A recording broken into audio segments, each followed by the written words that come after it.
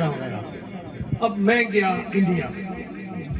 India میں پونا ایک علاقہ ہے، وہاں میں گیا سیر کی نیت سے.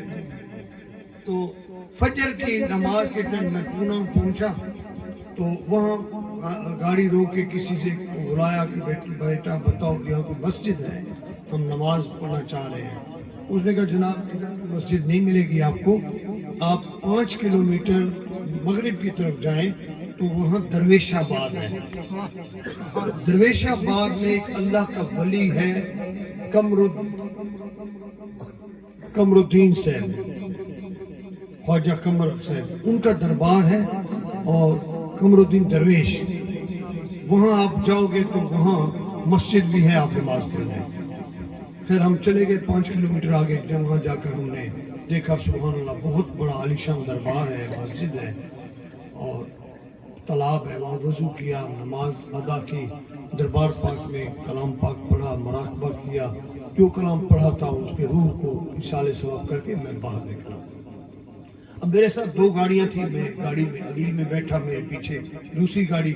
اب جیسے ہم بازار میں آئے تو بالکل نانگا فقیر، الس ننگا، نہ اس کی شلوار ہے نہ قمیض ہے، بالکل ملنگ تلنگ کر کے گاڑی کے سامنے روک کے اشارہ کے رکو.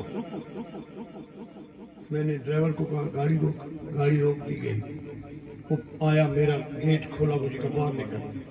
سبحان اللہ. میں باہر نکلا، کہتے آپ میرے گلے لگ گئے. اب وہ میں ان کے گلے لگا، مجھے اچھی طرح سے بھینچ کے کہتا ہے کہ آپ حضرت سخی سلطان باہو کے بیٹے ہو.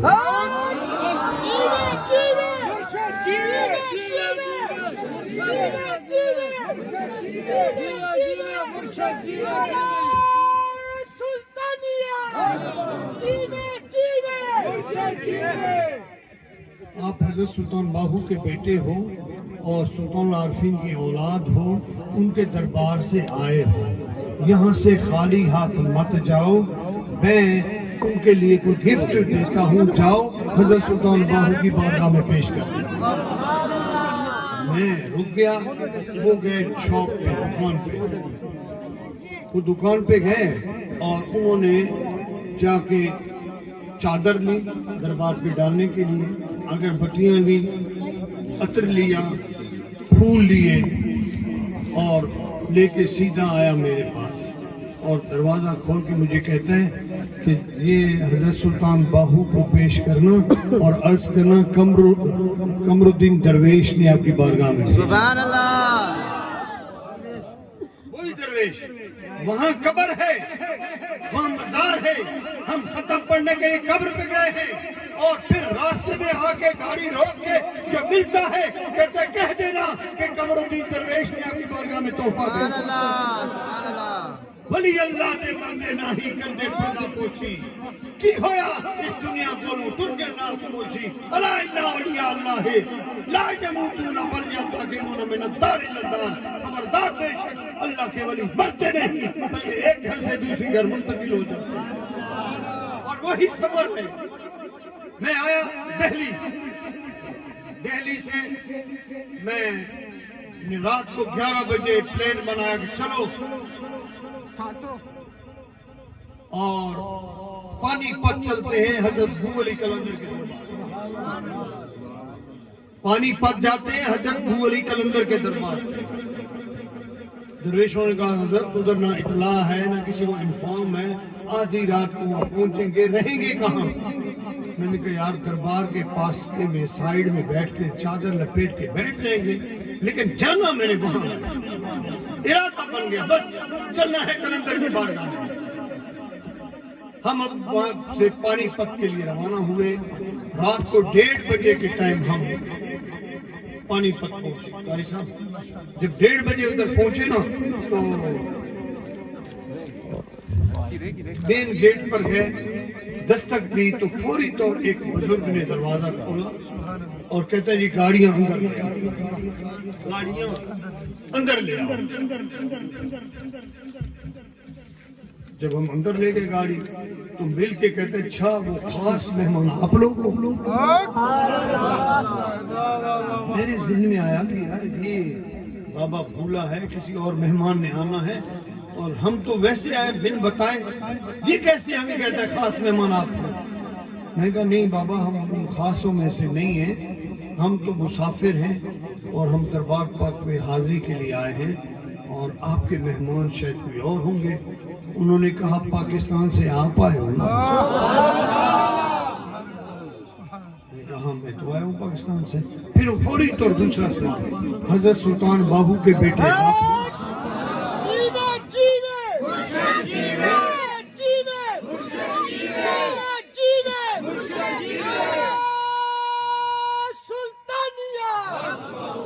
میں حیران کہ یہ کیا کہہ رہا ہے؟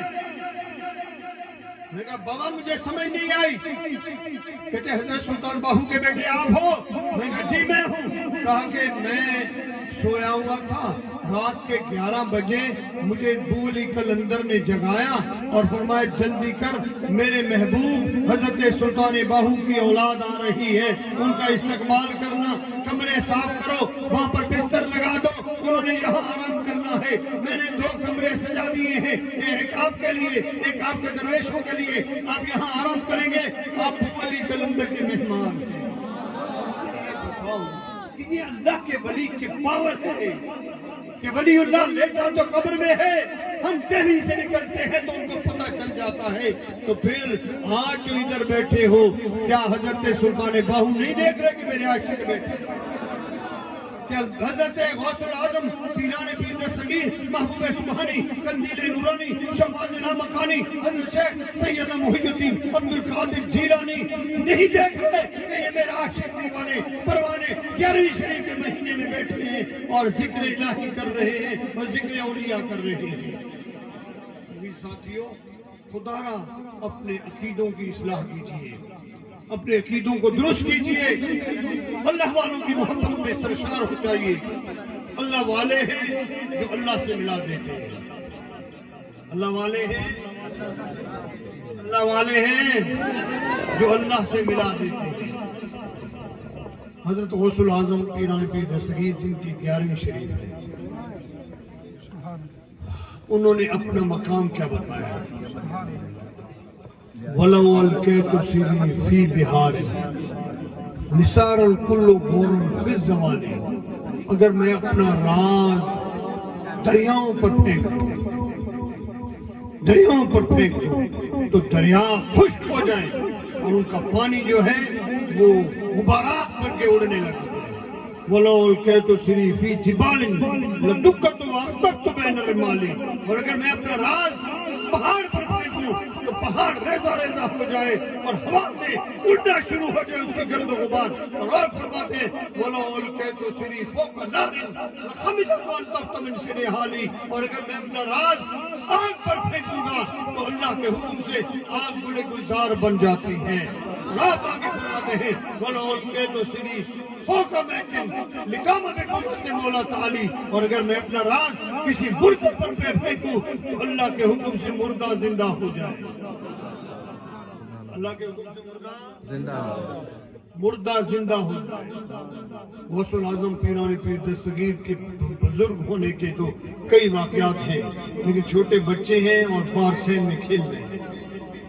ایک خاتون ہے، اس کے بچے کو کوئی تکلیف ہوئی، بیمار ہوا، وہ حضور غوث پاک کے دادا نانا کے پاس دم کروانے کے لیے آئے کہ حضور دم فرمائیں، میرے بچے کو تکلیف ہے۔ جب وہ وہاں پہنچی تو بچے کی ڈیتھ ہو چکی، بچہ فوت ہو چکا تھا۔ تو خاتون سے انہوں نے اللہ والوں نے فرمایا کہ بی بی آپ یہاں پہنچی ہو، آئی ہو، دم تو میں ضرور کرتا لیکن بچہ اس دنیا میں نہیں رہا، فوت ہو گیا۔ ماں تھی، رونے تڑپنے لگی اور روتی ہوئی جب واپس جا رہی نا تو محبوب سبحانی راستے میں مل گئے۔ آپ کھیل رہے تھے، راستے میں ملے اور فرمایا ماں جی کیا بات ہے، کیوں رو رہی ہو؟ کہا کہ جی میرا بیٹا فوت ہو گیا ہے، آپ کے نانا نے کہا کہ بچہ مر گیا ہے، اب میں کیا کروں؟ فرمایا جا نانا کو کہو کہ مجھے بچہ زندہ کر کے دو۔ سبحان اللہ۔ جب واپس گئی تو ان کا نہیں، یہ خالق کا کام ہے، میں اس کام میں ہاتھ نہیں ڈالتا. جب واپس آ رہی روتی ہوئی کہ جو نانا نے جواب دیا تو آپ نے اس کو کہا اماں جی یہ بچہ مجھے دکھا دو. جب دکھایا تو کہا یہ کدھر مرا، یہ تو زندہ ہے. ہاتھ میں لیا کرو، یہ تو زندہ ہے. بچہ زندہ ہو گیا. اور اتنا کمال غوث اعظم کا، اتنا کمال کہ معصومیت کے عالم میں بھی بچوں کو، مردوں کو زندہ کر رہے ہیں. اور ایک دفعہ آپ بچوں کے ساتھ کھیل رہے ہیں، ایک عورت کا بچہ فوت ہو جاتا ہے اور اس کو کسی نے درس دیا کہ جاؤ یہ عبد القادر جیلانی بچوں کے ساتھ کھیلتے ہیں اور ان کو کہتے ہیں مر جاؤ. بچے گر جاتے ہیں، پھر کہتے ہیں زندہ ہو جاؤ. وہ کھڑے ہو جاتے ہیں. جب یہ کہے نا کہ مر جاؤ تو تم اپنا بچہ پھینک دینا، اور جب یہ کہے گا نا زندہ ہو جاؤ تو تیرا بچہ بھی زندہ ہو جائے گا. اب اسی طرح ایک عورت نے اس طرح کیا اور غوث پاک بچوں سے کھیلتے ہوئے کرتے مر جا، سارے کے سارے بچے گر جاتے. پھر وہ زندہ ہو جاؤ، اور زندہ ہو جاتے. عورت نے بھی اپنا بچہ پھینکا، فرمایا زندہ ہو جاؤ. تو سارے بچے جو زندہ تھے وہ کھڑے ہو گئے، لیکن وہ جو مردہ تھا وہ نہیں ہوا کھڑا. غوث پاک قریب آئے، کہا میری آواز تم نے نہیں سنی؟ زندہ ہو جا. وہ مردہ تھا. آخر جلال میں آگے کہتے کم بے اسری، میرے حکم سے زندہ ہو جاؤ. بچہ زندہ ہو گیا. یہ کمال، یہ منزلت غوث اعظم کی ہے. میں مختصراً ایک بات عرض کروں. آج چونکہ غوث پاک کا مہینہ ہے تو میرے دل میں خیال آیا کہ محبوب سبحانی قطب ربانی حضرت شیخ سید محی الدین عبد القادر جیلانی کا ذکر ہو. میں مدینہ طیبہ میں تھا، اعتکاف میں بیٹھا تھا، تو وہاں میں نے ایک بچے کو جو مدرسے کا طالب علم تھا اس کو بلایا اور اس کو کہا یار مکہ کی ایک کتاب ہے جس کا نام ہے حیات الحیوان. حیات الحیوان وہ 2 بابوں میں ہے. بہت بڑی کتاب ہے، ضخیم کتاب ہے، اور 500 صفحات کی اور 1000 صفحے 2 جلدوں میں آتے ہیں، 2 جلدوں میں ہیں. تو وہ حیات الحیوان لے آیا. اس میں مختلف باب ہیں. تو ایک باب ہے جس کا نام ہے باب الدجاج، یعنی مرغی کا باب. وہ جب میں نے کھولا نا تھی ساری عربی میں، تو اس میں اب دیکھو لوگ کہتے ہیں جی عرب میں تو ولیوں کو نہیں مانتے، تم لوگ ولیوں کو کیوں اتنی کرامات ان کی بیان کرتے ہو. اب یہ سعودی عرب مکہ مکرمہ کا چھاپا خانہ، لکھنے والے وہاں کے، اور تقریباً میرا خیال امام حنبل کی لکھی ہوئی کتاب اور سلسلہ حنبلی سے تھے ان کی کتاب، اور سعودی عرب کا چھاپا خانہ عربی میں لکھی ہوئی اب بھی میرے پاس ہے. اس کتاب میں باب الدجاج میں نے جب جا کر دیکھا پڑھا تو پیران پیر دستگیر عبد القادر جیلانی کی کرامت. یہ کرامت کیسی آ گئی؟ اس میں یہ لکھا تھا کہ ایک عورت کا شوہر مر گیا اور اس کا بچہ معصوم تھا، چھوٹا تھا. اس عورت کے دل میں آیا کہ میرے پاس تو کچھ نہیں ہے، میں اپنے بچے کی پرورش کیسے کروں گی؟ کیوں نہ لے جاؤں محبوب سبحانی شیخ عبد القادر جیلانی کی بارگاہ میں کہ حضور میرے بچے کی آپ اس کا خیال رکھیں اور اس کو پڑھائیں بھی صحیح، اس کے کھانے پینے کا بھی خیال کریں.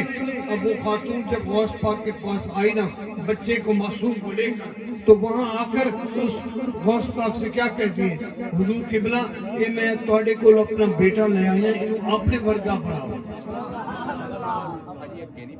کیا کرو؟ بولے تو صحیح، اپنے ورگا پڑھاؤ، اپنے جیسا پڑھاؤ. غوث پاک نے فرمایا بی بی چھوڑ جاؤ. اب وہ چھوڑ گئی نا. کچھ دنوں بعد ماں تھی، بچے کی محبت نے اس کو ستایا اور بچے کے لیے آ گئی ملنے کے لیے. جب آئی تو دیکھا غوث پاک پلنگ پہ جلوہ گر ہیں، مرغی کا گوشت تناول فرما رہے ہیں، اور جو ہڈیاں خالی ہوتی ہیں پھینکتے ہیں، وہ بچے کو کہتے ہیں یہ تو چوس لے. وہ ہڈیاں وہ بچہ چوس کے وہ پھینکتا جا رہا ہے. اب ماں نے جب یہ حالت دیکھی تو اس کا دل بڑا دکھا اور رو کے کہتے ہیں پیران پیر دستگیر عبد القادر جیلانی، میں نے تو آپ کو لجپال سمجھ کر اپنا بچہ آپ کے حوالے کیا تھا، یتیم بچہ تھا، اس کو کھلانے کے بجائے آپ نے کمزور لاغر کر دیا، وہ ہڈیاں چوس رہے اور خود آپ ککڑ کھا رہے ہو، گوشت کھا رہے ہو۔ غوث پاک نے فرمایا مائی یہیں بیٹھ جاؤ، اجلس۔ بھائی بیٹھ گئی، آپ نے لنگر تناول فرما لیا، بچے کو کہا جتنی ہڈیاں ہیں نا یہ اکٹھی کر کے رکھ دیا، اکٹھی کر کے رکھی۔ غوث پاک نے اس مرغی کے ہڈیوں کو سامنے کیا اپنے، ان پر رکھا ہاتھ اور فرمایا کم بے اذن اللہ کے حکم سے زندہ ہو جاؤ۔ وہ مرغی میں گوشت پوست بھی آ گیا، پر بھی آ گئے، اس کا سر بھی جڑ گیا، مرغی زندہ ہو گئی، کڑک کڑک کرتی ہوئی باہر نکل گئی۔ اس خاتون نے دیکھا اور فرمایا حضرت یہ کیا راز ہے؟ آپ نے فرمایا بی بی تم نے کہا تھا نا کہ اس کو اپنے ورگا بناؤ، تو اب یہ جو ہڈیاں چوس رہا تھا، جس نے یہ مرغی زندہ کرنے کے قابل ہوگا پھر مرغی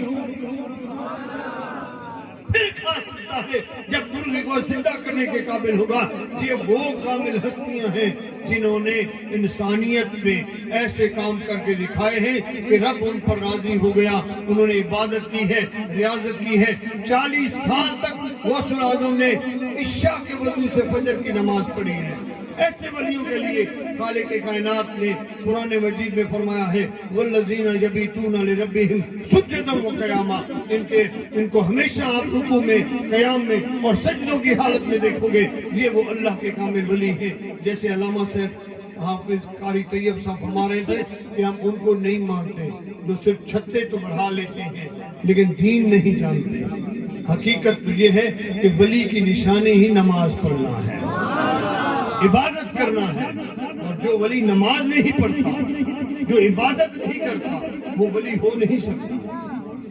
جس طرح حضور غوث الاعظم پیران پیر دستگیر کا فرمان ہے کہ اگر کوئی شخص ہوا میں مصلی بچھا کے نماز پڑھ رہا ہے اور اس کو آپ شریعت سے تارک دیکھیں